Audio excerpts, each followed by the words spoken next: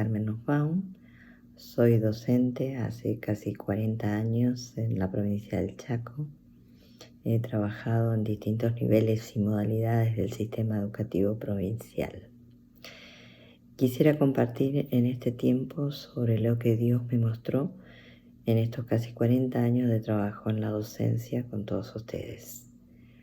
Quizás sea obvio lo que voy a decir en un principio, pero lo que voy a desarrollar tiene como base la creencia en un Dios que se presenta como Dios Padre, el Creador de todas las cosas, el Dios Hijo, Jesucristo, nuestro único y suficiente Salvador, y el Dios Espíritu Santo, que es el que está en medio nuestro.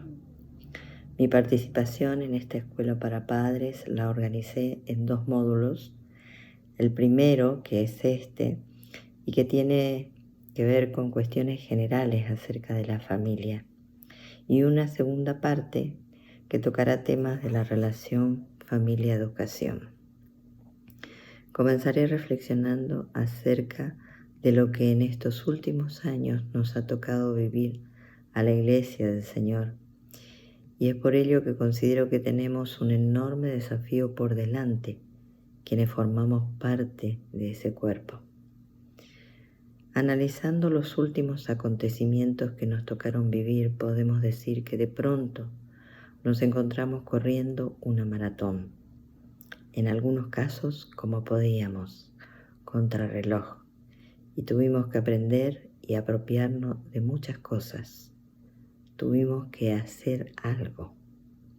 Era necesario que nos moviéramos y empezáramos a caminar de una manera diferente, porque las cosas nos caían como una catarata, de manera vertiginosa, y de pronto nos dimos cuenta de que en este hacer era necesario leer, buscar información, compartir, aprender. Tuvimos que aprender sobre muchos temas diversos, sobre nuestros cuerpos, sobre la vida, sobre la sexualidad, sobre la muerte, sobre el aborto, y seguimos aprendiendo, porque no se trata solamente de levantar mi bandera de la fe, sino de dar razones, de poder explicar a mi alrededor sobre qué cosas se sostiene mi fe. Tuvimos que aprender para nosotros, pero también para los otros. Y nos dimos cuenta de muchas cosas. Nos dimos cuenta de quiénes somos, de lo que sabemos y de cuánto podemos seguir aprendiendo.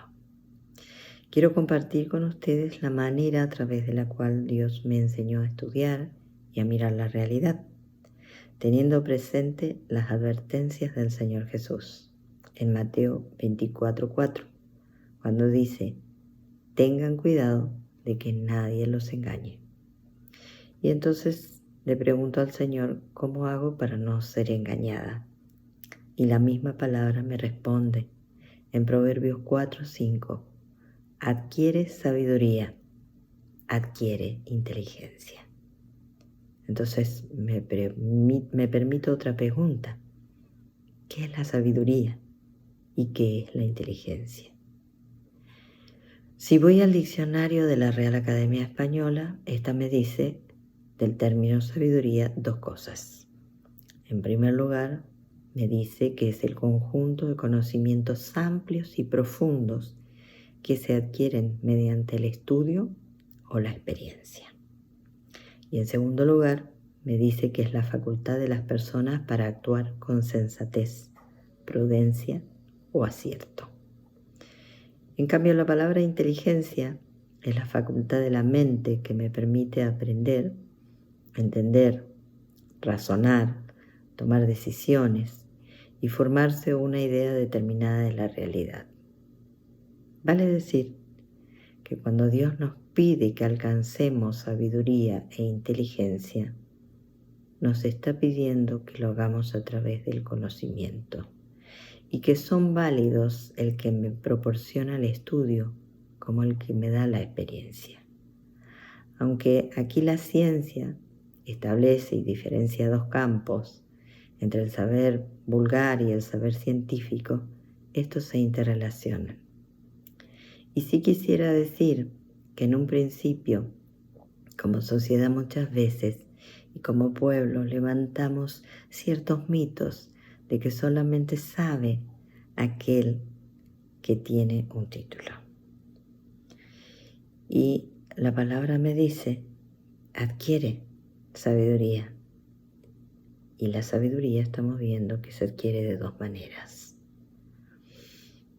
Lo que sí quiero retomar es que Dios no nos está pidiendo algo difícil ni imposible de realizar, sino todo lo contrario. Nos pide algo que todos podemos realizar porque experiencia en la vida tenemos todos. Y esta puede enriquecerse y transformarse cuando aprendemos algo nuevo, cuando razonamos frente a determinadas situaciones, lo cual nos permite a posteriori actuar con sensatez y prudencia o aciertos.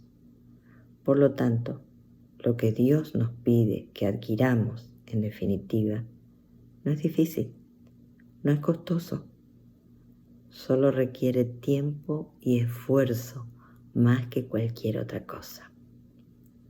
En lo personal, cuando voy a disponerme a aprender un nuevo tema, me gusta buscar el sentido a las palabras, porque muchas veces su origen, su etimología, nos aclara los conceptos y el sentido de las cosas. En otras oportunidades me parece que la historia también nos orienta y nos ubica porque nos permite hacer muchas combinaciones para posicionarnos en nuestro presente. En otros casos, las comparaciones con otros campos disciplinares nos ayudan a comprender mejor las cosas. ¿Y por qué hablo de aprender como un tema importante para la familia? Primero porque, como decía hoy, levantamos barrera cuando levantamos un mito. De hecho, un mito encierra una mentira. Y porque los padres y las familias son los primeros que deben hacer del aprendizaje un hábito. No es un derecho exclusivo de la escuela al aprendizaje. Somos los adultos, los padres, los que debemos estar atentos a todo lo que se les enseña a los chicos en la escuela. Pero si nosotros, los responsables, nos negamos a hacerlo o deslindamos nuestra responsabilidad sobre otros, no estamos usando la herramienta que el Señor Jesús nos dio para cuidarnos y cuidar a nuestras familias. Hay muchas maneras de utilizar el aprendizaje como una barrera de protección para proteger, para cuidar a los chicos. De eso vamos a hablar en el próximo encuentro con mayor profundidad. Pero sí que nos quede claro que si no ocupamos las herramientas que el Señor nos está dando, nosotros estamos fallando en el blanco.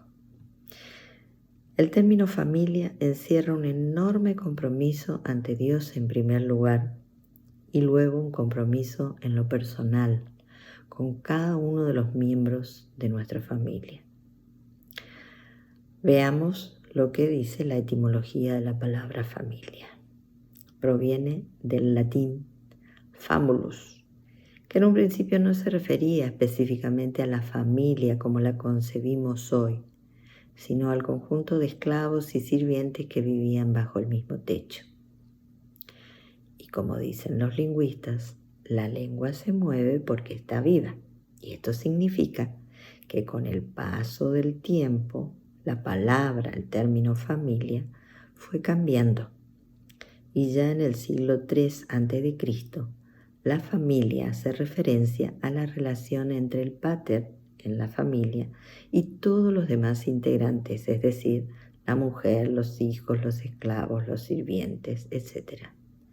Lo que sí puede verse de este análisis del término es que con el paso del tiempo se fue relacionando con otras palabras, con otro término, como el de los padres. Y en este sentido, el padre y la madre son los que dan a luz, es decir, los que paren o los que generan vida. Esto suena conocido. En Génesis 1, 27, 28, Dios los bendijo con estas palabras: sean fructíferos y multiplíquense. Ahora, podríamos pedirle a otro campo disciplinar, a otra materia, ¿qué dice acerca de la familia?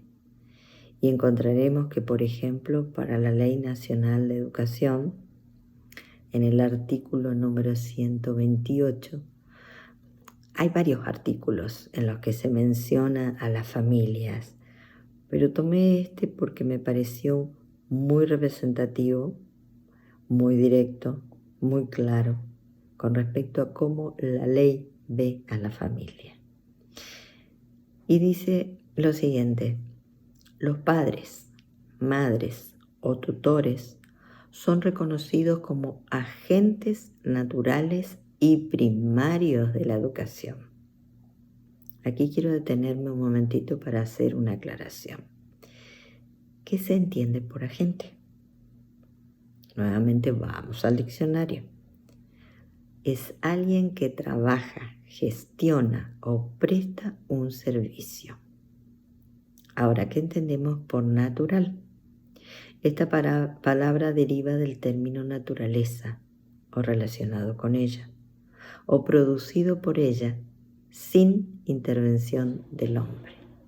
Es decir, que estamos hablando de que la máxima ley educativa del país reconoce que los padres realizan un trabajo regido por leyes que van más allá de la intervención del mismo hombre. Y en este sentido voy a retomar otro concepto para aclarar un poco más la idea, y es el concepto de institución. Se alude a esta como una configuración de ideas, o lo que es lo mismo, una organización de ideas que cuenta con valores. Una institución puede materializarse en un edificio concreto o no, como lo que conocemos. Generalmente utilizamos el término institución cuando hablamos de una escuela. Demos un ejemplo para que se entienda mejor. Todos tenemos la idea de lo que es una escuela cuando decimos la palabra escuela. Más allá de la época de la que estemos hablando, porque podemos estar hablando de una escuela de la Edad Media, de una escuela de la Edad Antigua, de una escuela de los incas, etcétera, etcétera, no importa en el momento histórico que estemos hablando, la idea de escuela es la misma. Si escuchamos la palabra escuela, no necesitamos que nadie nos defina, nos ubique o nos diga qué es la escuela. Esta idea la compartimos entre todos. Esto hace que socialmente nos podamos entender entre todos cuando hablamos de ella. Pero hay instituciones a las que aludimos que no son concretas, no son materiales, que no se ven en un edificio o no son palpables, pero sí sabemos que lo son, como por ejemplo la palabra noviazgo, la palabra familia, entre otras. Esto fue algo que se quiso desterrar en un principio también, la noción de familia desde esta concepción de una idea generalizada y de la familia como la primera institución. Como podemos observar, hay algunas cuestiones que nos simplifican la vida a todos. Por otro lado, esta es otra idea. Nos permiten entendernos y avanzar en la comunicación. Estas cuestiones imaginarias y colectivas nos evitan tener que explicar diariamente sobre las palabras, porque si no las tuviéramos, seríamos como el protagonista de la película Como si fuera la primera vez, donde el amado le cuenta todos los días a su novia la historia de su vida, porque ella no la puede retener en su memoria. Entonces, esta sí que es un arma bastante interesante podemos ver en primer lugar la importancia de la comunicación para unir y ligar las ideas entre las generaciones. Y esto es lo que se está pretendiendo sembrar. Una semilla incorrecta. Esta es una herramienta muy valiosa y no hay que desaprovecharla. Hay que saber escuchar y hay que saber hablar. En segundo lugar, quiero dejar en evidencia algunas cuestiones que estuvieron presentes en discusiones masivas y televisivas. Mencioné lo que para los docentes es la ley que regula la educación a modo de ejemplo, pero sabemos que existen muchas leyes que nos reconocen como la primera educadora a la familia. Ella educa desde que el bebé llega. Es ella y no otra institución la que da luz, la que cobija, la que protege a sus hijos. No vivimos en un país donde el Estado es el que pare hijos, sino las familias y las leyes son las que lo reconocen. Entonces nosotros más que nadie tenemos que tener estos argumentos en claro para poder sostenerlos y utilizarlos cuando fueren necesarios. Lo otro que quiero advertir es que hace unos 5 años atrás los sociólogos decían: ¿quién dijo que es necesario enseñar cómo está constituida la familia? ¿Para qué? Hoy el discurso es otro. En educación existe lo que se denominan contenidos. ¿Qué son los contenidos? Son aquellas cosas que se consideran necesarias que los alumnos aprendan en todos los niveles educativos. Estos contenidos se consideran necesarios y valiosos, que una generación los aprenda para poder transmitirlos a la generación siguiente. Todo el sistema educativo se asienta sobre la selección de los contenidos y no cualquier contenido, porque estos contenidos también van evolucionando con el paso del tiempo. Algunos caen en desusos, otros se reciclan, se enriquecen, resurgen.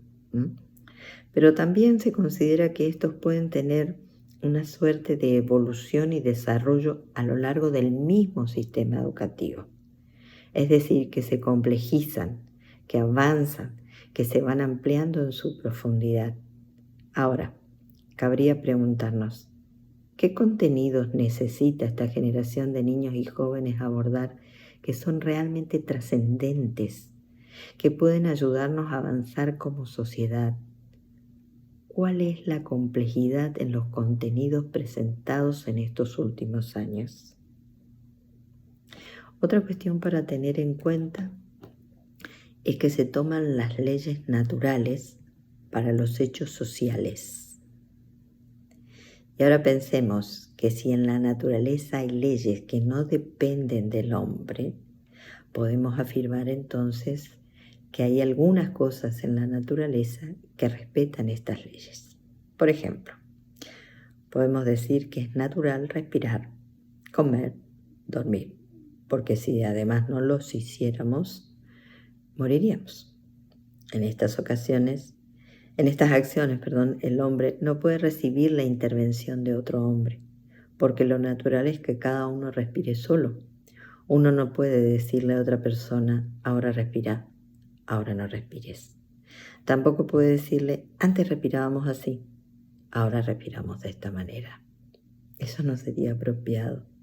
Es decir, que lo que se hizo en estos últimos tiempos fue tratar de explicar los fenómenos sociales donde las leyes son otras, con las leyes de los fenómenos naturales.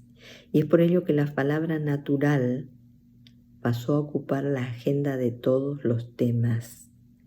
Y aún nos quieren hacer aceptar como natural lo que no lo es. Y que además en la palabra de Dios en Isaías 5:20 dice: ay de los que a lo malo dicen bueno y a lo bueno malo. Ahora quisiera invitarlos a mirar lo que es una familia para Dios. En este caso lo primero que viene a mi mente es Cuando Dios crea al hombre y a la mujer, porque esto es lo que nosotros creemos. Los cristianos creemos eso. No somos evolucionistas. No creemos que descendemos de un mono. Dios nos creó. Y cuando Él lo hizo, le dio a la naturaleza, al hombre y a la mujer un mandato. No le sugirió, no le preguntó si estaba de acuerdo o lo que le parecía o cómo percibía la situación. Nada de eso. Dios le dio una orden y le dijo en Génesis 1, 27, 28, tengan muchos hijos y llenen el mundo y gobiernenlo. Queda bien claro que el mandato fue multiplíquense, y esto es lo que la humanidad ha hecho desde el principio y hasta la fecha. Es más, el mundo está lleno fruto de esa multiplicación. Ahora veamos cómo nos ve Dios como familias. En 1 Timoteo 3 nos detalla cómo debe ser una familia donde Dios es el centro. Cada uno como institución tiene un rol asignado, donde tenemos un objetivo que cumplir. Muchísimas veces hemos leído esta carta donde Timoteo da instrucciones muy claras y precisas a cada integrante de la familia, al padre, a la esposa, de cómo debe ser cada uno de ellos, de cómo deben criar a los hijos, de cómo debe ser la relación entre todos. Quisiera no solo retomar estos dos capítulos, estos dos libros y estos dos versículos, sino que quisiera unirlos porque hay un término en común que los une y es la palabra gobierno. Varias veces se repite esta palabra y en especial en Timoteo. ¿Y qué es un gobierno? Vamos otra vez al diccionario. El gobierno es la forma a través de la cual se dirige. ¿Qué se dirige? Una casa, una familia, una empresa, un país. Generalmente cuando escuchamos la palabra gobierno lo más fácil es asociarlo al país. En su etimología significa pilotear un barco, también dirigir.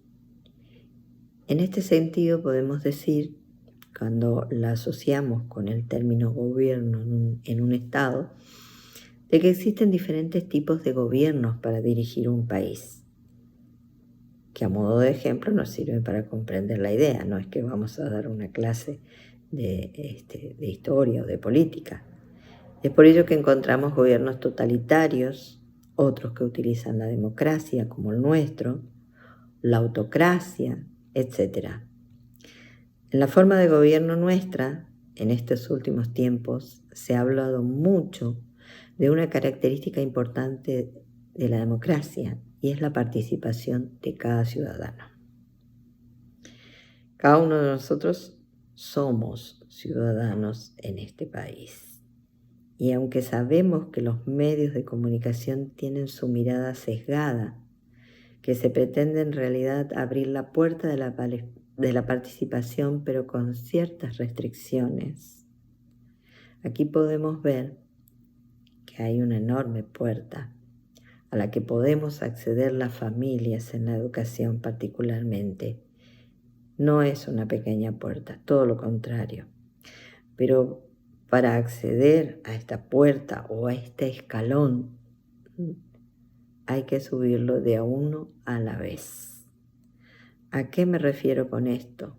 Que la participación puede hacerse desde lo que se conoce como una mirada macro en educación, pero también desde una mirada y participación micro. De esto hablaremos también en el próximo encuentro con mayor detalle. Esto desde el punto de vista social. Pero ¿cómo sería el gobierno en una familia cristiana?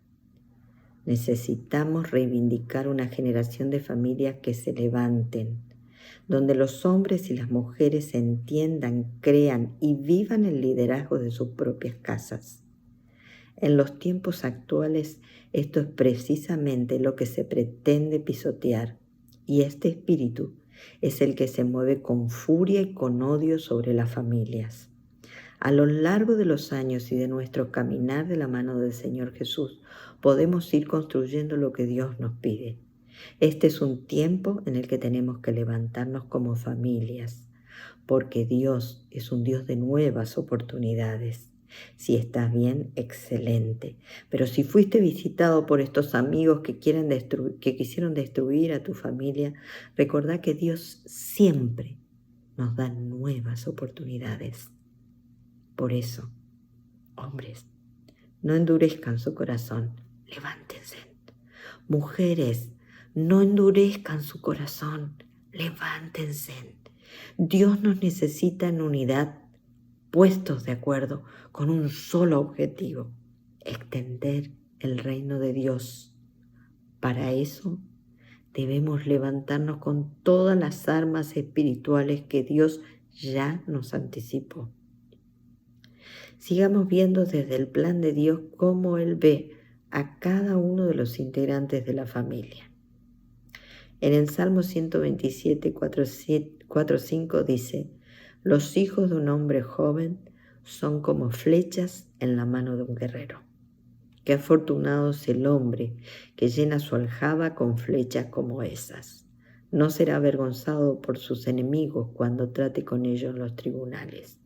Y ustedes se preguntarán qué relación tiene todo esto con la educación. Muchísima, más de lo que se imaginan. Cuando los niños, sus hijos, van a las escuelas, inicial, primaria, secundaria, no importa el nivel, ustedes los dejan y creen que se van. Pero no es así. Los valores que ustedes les enseñaron, ellos los viven. Los modos de relacionarse, ellos los reproducen. La manera de comunicarse, ellos la utilizan. Por eso es tiempo de que volvamos a Jeremías 6:16. Así dice el Señor: paraos en los caminos, mirad y preguntad por los senderos antiguos cuál es el buen camino, y andad por él, y hallaréis descanso para vuestras almas. Este versículo se refiere precisamente a la planificación familiar que Dios creó para que fuéramos de bendición y que su reino se extienda, pero el enemigo ha trabajado en esta área desde la cultura, desde lo que compartimos todo, y ha tirado al blanco. El blanco es la familia, intentando destruir a cada uno de los integrantes. Volvamos al modelo de Dios, a transitar por las sendas antiguas, las que Dios diseñó para que no solo encontremos el descanso, sino las bendiciones que Dios preparó. Observen otro detalle en el Salmo 127:3 dice: he aquí herencia de Jehová son los hijos. Podemos afirmar que Dios es el dueño de la creación y de todo lo que en ella existe. El reino animal, mineral y vegetal, todo lo creado de su mano le pertenece. El Salmo 50 dice: pues mío es el mundo y todo lo que contiene. ¿Y nosotros qué somos? Somos los administradores de todo lo que Él en su infinita y gran misericordia y bondad nos dio: la vida, la salud, el trabajo, la familia, los hijos. Todo es de Él y para Él. En este pasaje dice algo muy claro: ¿herencia de quién son nuestros hijos? ¿Nuestra? Dios dice que son su herencia. Entonces, ¿cómo estamos administrando su herencia? ¿Qué gobierno hemos ejercido en nuestras familias? En un principio advertía que Dios le dio un mandato en el momento de la creación al hombre y a la mujer. Pero la otra cuestión que se percibe en el término familia tiene que ver con una promesa. Por medio de ti serán bendecidas todas las familias de la tierra. Génesis 12:3, perdón. En la filosofía del posmodernismo se nos instalaron ideas en contra de las sendas antiguas. Se perdió la noción de gobierno. Se trató de dar culto al materialismo corriendo a Dios del centro. ¿Quién nos enseñó que mientras más y mejor estemos económicamente, mejor ubicación tendremos en el cielo? No estoy diciendo que no busquemos el bienestar de la familia, sino la verdadera riqueza para nuestra familia está en poner a Dios en primer lugar, porque Él es la fuente de la que emana todo. Hemos corrido detrás de las cosas materiales, Doy un ejemplo sencillo. Hay un concepto instalado entre los padres con respecto a los juguetes, y en especial con los niños más pequeños. Mientras más juguetes tenga el niño, más feliz serás, más estímulo tendrá, por ende será más inteligente. Pero recordemos lo que veíamos al principio de lo que es la inteligencia, y en especial con los niños más pequeños. Ellos necesitan a un adulto dispuesto, y no una pila de objetos. Nada de eso muchas veces suplanta la presencia de un adulto. Ese adulto dispuesto a jugar, a estar con ellos, a escucharlos. Lo único que nos da muchas veces es argumento de te compré todo, te di todo, y nos equivocamos. No nos dejemos engañar. No es así desde ningún punto de vista. Esto también lo vamos a desarrollar en el próximo encuentro. Ahora quisiera ir cerrando las ideas que fueron abiertas. No es importante definir qué es una familia.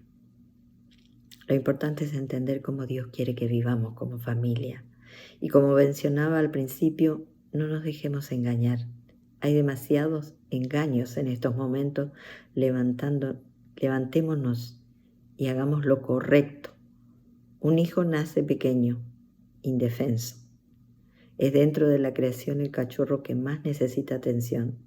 Desde que nace, sus 5 sentidos estarán al servicio del aprendizaje. Hay estudios y teorías que demuestran el potencial enorme con el que cada niño nace. Si un bebé con 12 horas de nacido puede diferenciar las palabras y en esa diferenciación responder a estímulos frente a verbos y sustantivos que se le dice, y no así frente a pronombres impersonales, qué tremendo lo que Dios nos confía cuando nos pone en la mano la vida de un hijo. El bebé aprende a respirar como su madre, dice una teoría. Sus ojos están a disposición del aprendizaje. Los gestos, las palabras, los valores. Por ello, los primeros meses estamos sentando las bases para un posterior y más complejo sistema de enseñanza. Si creemos que los hijos vienen con todo determinado y establecido, nos equivocamos. Si creemos que pueden hacer todo por sí solos, también. Nosotros, a través de lo que hagamos, ayudaremos o no a desarrollar el potencial que Dios nos dio. Y aún mayor, lograremos ayudar a que nuestros hijos cumplan el propósito por el cual Dios le dio la vida. Escuchamos muchísimo acerca de la cultura y de su gran importancia y de su gran influencia, pero nos olvidamos que la cultura la construimos entre todos. De nosotros, los hijos de Dios, depende ayudar y contribuir a que el reino de los cielos se instale o no. De nosotros depende ocupar nuestro lugar donde tenemos la más grande responsabilidad y la más grande tarea en nuestras familias.